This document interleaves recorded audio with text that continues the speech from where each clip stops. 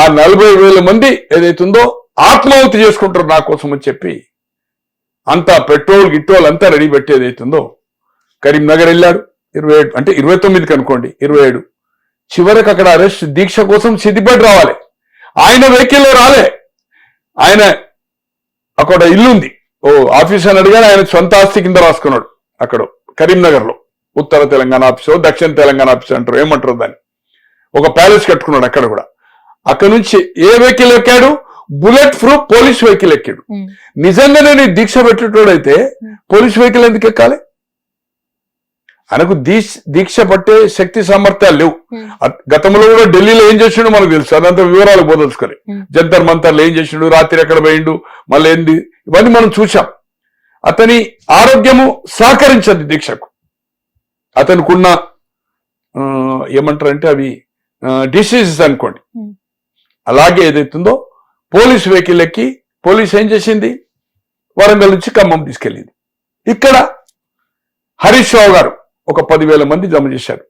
Petrol ₹1,000 ₹1,000 వాళ్ళ మామూలు తీసుకుపోతా ఉంటే ఏదైతుందో దీక్షను భంగం చేయడానికి పోలీసు ఏదైతుందో కుట్రలు పన్నింది ఇక్కడికి రాకుండా అని రస్తారు కొలిగిస్తారు. అక్కడ ఆ మీటింగ్ లో అడ్రస్ చేసుకుంటూ పెట్రోల్ ఉన్నది, పెట్రోల్ పోసుకున్నాడు. అగ్గిపెట్టలేదు. చారాన్ని అగ్గిపెట్టే 4 అన్నారు 25 పైసలు అగ్గిపెట్టలేదు. పెట్రోల్ మాత్రం ₹1,000. అలాగే ఆయన ఖమ్మం పోయాడు కదా. మొదటి రోజు ఏం చేశాడు మనం చూసాం. జ్యూస్ తాగాడు. ఎప్పుడైతే ఇక్కడ యూనివర్సిటీలో కానీ గడబడైన తర్వాత మళ్ళీ రివర్స్ అయిపోయాడు. రివర్స్ అయిపోయి నన్ను హైదరాబాద్ షిఫ్ట్ చేయమంటే హైదరాబాద్ షిఫ్ట్ చేశారు. ఇది హైదరాబాద్ రిపోర్ట్. నిమ్స్ ఇగో ఎవ్రీడే 3 నుంచి ఏదైతుందో ఎవ్రీడే ఏం తీసుకున్నాడు ఆయన మెడిసిన్స్ అనేది వెరీ క్లారిటీగా ఏదైతుందో 9th వరకు ఉంది. ఆయన లేచే వరకు ఎప్పటి వరకు అంటే 10th 11th ఇగో 11th వరకు రిపోర్ట్ ఉంది. ఇటువంటి దీక్ష ఏదైతుందో ఫ్లూయిడ్స్ అండ్ మినరల్స్ చేసుకుంటాడు. అంటే పుట్టిన పిల్లవాడు 90 కాదు 100 సంవత్సరాలకి వితౌట్ ఎనీ ఫుడ్ ఇతను తీసుకున్న ఫ్లూయిడ్స్ ఏదైతుందో 100 సంవత్సరాలు అంటే బతకొచ్చు. ఇగో దీనికి నిదర్శనం ఇంపాల్లో షర్మిలి అని ఏదైతుందో ఆమె ప్రపంచంలోకి వెళ్ళి అతిపెద్ద ప్రజాస్వామ్య దేశమైన భారత స్వాతంత్ర్యం సాక్షిగా ఉద్యమ తరంగము ఓటు చట్టపరం పేరిట ఇరోమ్ ఓటు హక్కును దోపిడి వంటి ఒక నిమిషం అమ్మా. ఇది ప్రజాస్వామ్యం పోయిందంటూ గత ఎన్నికలు కూడా ఈసారి ఓటేసేందుకు ముందుకు చట్టం పేరు వీలుంది. ఈమె షర్మిల బలహీనంగా ఉండడంతో ఆమెను మణిపూర్ రాజధాని ఇంపాల్లోని ఒక ఆసుపత్రి ప్రత్యేక వార్డులో ఉంచి బలవంతంగా ఫ్లూయిడ్ ఎక్కిస్తున్నారు. ఆమె ఉంటున్న గదినే సబ్ జైలు గా మార్చారు. అయితే ప్రజా ప్రాతినిధ్య చట్టము 1951లోని సెక్షన్ 62(5) ప్రకారం జైల్లో ఉండే వ్యక్తి ఓటేసే హక్కు ఉండదు అనుకోండి. ఈమె 14 years ఉండదమ్మా. పోలీస్ కస్టడీలో ఆమె దీక్ష విరమించలే. దీక్షకు ఏదైతుందో ఫ్లూయిడ్స్ ఇస్తామైంది హాస్పిటల్లో. 14 సంవత్సరాలు బతికింది. 14 years 14 సంవత్సరాలు కేసీఆర్ దానికంటే పవర్ఫుల్ వాడాడు. ఇది రిపోర్ట్ అంటే ఇదంతా ఫేక్ దీక్ష దివాస్. ఫేక్ దీక్ష. మొన్న రీసెంట్ గా బీఆర్ఎస్ భవన్ లో కూడా దీక్ష దివాస్ నేను చెప్పాను కదా, ఢిల్లీలో చెప్పాను, ప్రతిసారి చెప్పాను. ఏదైతుందో ఇది నిమ్స్ రిపోర్ట్, ఇది డాక్టర్స్, ఇది ఖమ్మం, అది ఎవ్రీడే ఏం ఫేర్ చేసింది. మీరు ఒక చెట్టు కింద అంటే ఒక RMP డాక్టర్ని అడిగినా కూడా ఏం దీక్ష ఇది ఫేక్ దీక్ష. కొందరు వాళ్ళ సహచరులు ఇడ్లీ తిన్నాడు, సాయంత్రము రాత్రి కర్డ్ రైస్ తిన్నాడు, అంతా అబద్ధం. ఓన్లీ ఫ్లూయిడ్స్ తోటే ఉన్నాడు. గడ్డం చేసుకోలే అంతే. దాంతో నీరసంగా కనిపించిండు. అదొక drama.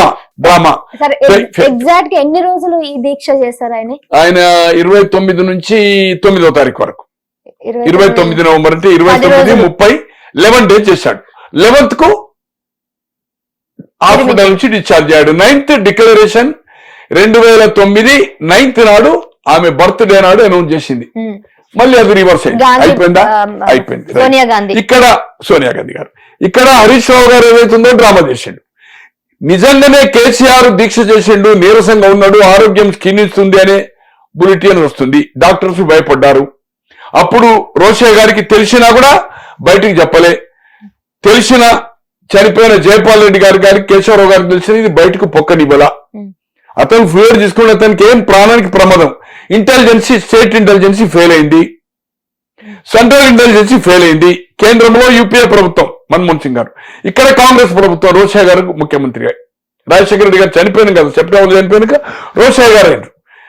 November 29th, 2009 December 9th declare అయింది. అయిన తర్వాత ఎప్పుడైతే తెలంగాణకు మేము ఆయన రాసిచ్చిన ప్రకారం అసెంబ్లీ తీర్మానం కోసం మేము ప్రాసెస్ స్టార్ట్ చేస్తున్నామని చెప్పి ఒక అనౌన్స్ చేసి చిదంబరం గారు హోమ్ మినిస్టర్ ఇచ్చారు.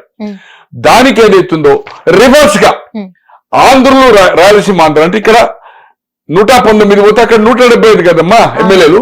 170 మంది మొత్తం రాజీనామా, ఎంపీలు రాజీనామా. మేము సమైక్యాంధ్రనే కావాలా? 170 మంది సమైక్యాంధ్ర కోసమే ఎక్కిపించారు. వాళ్ళందరూ రాజీనామా, మంత్రులు గింతులు అంతా రాజీనామా స్పీకర్ కి సమర్పించాడు. జయ ఆంధ్ర అని అక్కడ ఉద్యమం. ఆంధ్రప్రదేశ్ కలిసి ఉండాలి, లేకపోతే హైదరాబాద్ ఒక విధంగా కామన్ క్యాపిటల్ ఉండాలి, కలిసి ఉండాలి, కామన్ క్యాపిటల్ ఉండాలి. దీని మీద ఏదైతుందో ఇతను ఎప్పుడంటే 23 నాడు రివర్స్ అయింది. డిసెంబర్ 23 డిసిషన్ ను పెండింగ్ పెట్టింది. ఆంధ్రలో ఒత్తిడికి యూపీఏ ప్రభుత్వం, సోనియా గాంధీ గారు, మన్మోహన్ సింగ్ ప్రధానిగా. అప్పుడు 20 నాడు ఏమిస్తాడు, మూవ్మెంట్ అవుతా ఉంటే 4 లక్షల మంది చచ్చినా తెలంగాణ పోరు ఆగదు. ఆంధ్ర రాష్ట్ర సీఎం కుర్చీ కోసమే సమైక్యాంధ్ర ఉద్యమం అంటే సీఎం కుర్చీ కోసం ఉద్యమం అన్నాడు. మాది బతుకు తెరువు పోరాటము, వారిది బలిసిన పోరాటం ఆయన చెప్పిన ప్రెస్ కాన్ఫరెన్స్. మైకులు విరగొట్టే చంద్రబాబు వారం నుండి ఏమైండు, చంద్రబాబు మాయమైపోయిందని చెప్పిండు. వారం నుంచి చెప్పులు మోయటం ఎందుకు, దమ్ముంటే పార్టీ పెట్టండి.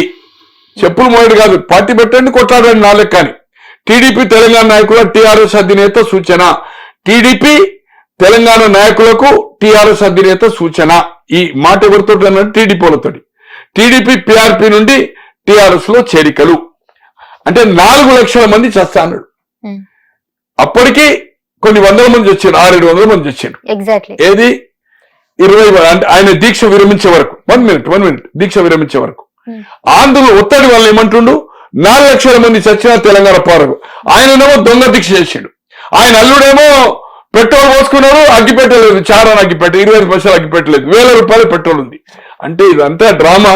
నీ బావ గాని నీ తండ్రి గాని అమాయకులను రెచ్చగొట్టి చంపారు తప్పితే నువ్వు చావవు, నీ నీ తండ్రి చావడు, నీ చెల్లె చావది, నీ అన్నయ్య ఆయన పేరేంది సంతోష్ కుమార్, ఆయన పేరు రాజ్యసభ కదా, మందులు ఇచ్చడానికి రాజ్యసభ చేసిండు కదా. ఆయనకు మందులు కావాలి కదా, దేశమంతా తిరిగితే మందులు టైంకి ఇవ్వాలి. ఆయన రాజ్యసభ చేసిండు, ఆయన 1000 కోట్లు సంపాదించిండు. మీ కుటుంబ సభ్యులు గాని మీ మిత్రులు గాని ఏ ఒక్కడు చావలే. బడుగు బలహీన వర్గాలు ఏదైతుందో దళితులు దాంట్లో బలైపోయిండు. 1200 మంది 1200 మందికి 2014లో తెలంగాణ వచ్చిన తర్వాత మొదటి తీర్మానం చేసి 9.5 సంవత్సరాల అధికారంలో ఉండి 466 మందిని ఐడెంటిఫై చేశారు. సిగ్గు లేదా నీకు కేటీఆర్? సిగ్గు లేదు. అసెంబ్లీ మొదటి తీర్మానం, నువ్వు అసెంబ్లీలో ఉన్నావు కదా, మీ నాయన ముఖ్యమంత్రి కదా, ప్రతిపక్ష నాయకుడు జానారెడ్డి గారు కదా, తెలంగాణ వచ్చిన తర్వాత ఫస్ట్ హౌస్ లో మొదటి చర్చనే సంతాప తీర్మానం 1200 మందికి. ఎక్కడ పోయిందా మరి 1200 మంది? వాళ్ళని చంపింది కదా 466 మందికి. వాళ్ళకైనా అందరికి ఉద్యోగాలు 25 లక్షలు ఇచ్చిందా? ఇవాళ శ్రీకాంతాచారి ఆకాశం ఎత్తిండ్రు, మీకోసం బలైపోయిండు. ఆమె తల్లిని ఏం చేసిండ్రు, ఓడిపోయి హుజూర్ నగర్ ఇచ్చిన 2014లో. ఆయారాం గయారాంలకు మంత్రులు చేసినావు, ఎమ్మెల్సీ చేసినావు, కార్పొరేషన్ చేసినావు. మరి ఆమెకు ఎమ్మెల్సీ ఎందుకు ఇవ్వలేదా?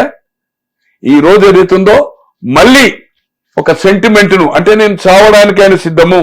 నువ్వెందుకు చావాలయ్యా? నీ నాయన చావాలే, నీ బావ చావాలే. ఈ బోగస్ అనేది ఏదైతుందో it is in the records. కనుక ఏదైతుందో ఇటువంటి ప్రగల్భాలు, ఇటువంటి అబద్ధాలు చెప్పకు. మోసము, మాయా. ఈ రోజు మీరు అమెరికాలో ఉన్నప్పుడు 2006 వరకు నీవు నీ చెల్లె పార్టీ పెట్టినప్పుడు ఏం చెప్పిండు, మొదటి ముఖ్యమంత్రి తెలంగాణ వచ్చిన తర్వాత దళితుడే, నేను మియా బీబీ, నాకు పావు చేరు బియ్యం చాలు, నా కొడుకు బిడ్డ అమెరికాలో బ్రహ్మాండంగా అని చెప్పిండు. అటువంటిది ఏం చేశాడు? బతుకుంటే బల్సాకని తినొచ్చని అన్నాడు. వాచ్ డాగ్ నేను కాపల కుక్క ఉంటా తెలంగాణ వచ్చిన తర్వాత. ఈ రోజు నక్సలైట్ ఎజెండానే నా ఎజెండా అన్నాడు. సామాజిక న్యాయం తెలంగాణ వస్తే జరుగుతుందని చెప్పిండు. ఈ రోజు గడిల పరిపాలన నైజాం కంటే హిట్లర్ కంటే ఏదైతుందో, బ్రిటిష్ వాళ్ళ కంటే ఏదైతుందో, మొఘలై ఔరంగజేబు ఉన్నాడు కదా, ఆ పద్ధతిలో మీరు ఏదైతుందో రాజ్యం నడిపారు. ప్రజాస్వామ్యాన్ని కూని చేశారు. సెక్రటరేట్ రాకుండా, ప్రజలకు అందుబాటులో లేకుండా, ప్రతిపక్షాలకు కానీ, స్వయంగా మంత్రులకు కానీ, ఎమ్మెల్యేలకు కానీ నీ దగ్గర రావాలంటే ఒక నరక యాతన, ఇంటర్వ్యూ దొరకని పరిస్థితి. ఎప్పుడు దొరుకుతుండే? అసెంబ్లీ అప్పుడు, లేకపోతే ఏదైతుందో ఇంపార్టెంట్ ఏదైనా పార్టీ మీటింగ్లు అప్పుడు వస్తే దొరికేది లేదు. అటువంటిది ఈ రోజు మీరు ఏదైతుందో ఖచ్చితంగా నీవు దాంట్లో డబ్బులు ఫార్ములా ఈ రేసులు ఏదైతుందో ఒక 4-5 రేసుకు అగ్రిమెంట్ చేసుకున్నావు. రాష్ట్ర అభివృద్ధి కోసమా, టూరిజం కోసం, దాంట్లో అనుమానం లేదు. బట్ మొదటి ఈవెంట్ అయిన తర్వాత గ్రీన్ కో కంపెనీ ఏదైతుందో సెకండ్ టైంకు స్పాన్సర్ చేయడానికి తయారుగా లేకుండే వాళ్ళ ఆర్థిక ఇబ్బందులతో. అటువంటిప్పుడు ఏదైతుందో నీవు ప్రభుత్వం డబ్బులు ట్రాన్స్ఫర్ చేయడం జరిగింది 55 కోట్ల ఎంతో. ఓకే, దానికి క్యాబినెట్ కావాలి కదా, దానికో సిస్టమ్ ఉంది కదా, ఆర్బీఐ ఫెమా యాక్ట్ ఉంది కదా, ఎలా ట్రాన్స్ఫర్ చేసినావు? ఓవరాల్ ఇన్స్ట్రక్షన్ ఇచ్చినావు.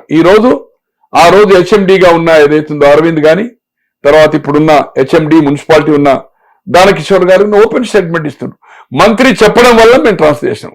ఒక సిస్టమ్స్ ఉంటాయి, ప్రొసీజర్స్ ఉంటాయి, దాన్ని నువ్వు ఫాలో కావన్నా లేదా? వాళ్ళ దగ్గర డబ్బులు పోయినాయి, డబ్బులు వాళ్ళ దగ్గర ఉన్నాయి, రేపు అవసరం అనుకుంటే రిటర్న్ ఇస్తాననేదో అన్నట్టుగా నేను టీవీలో చూశాను.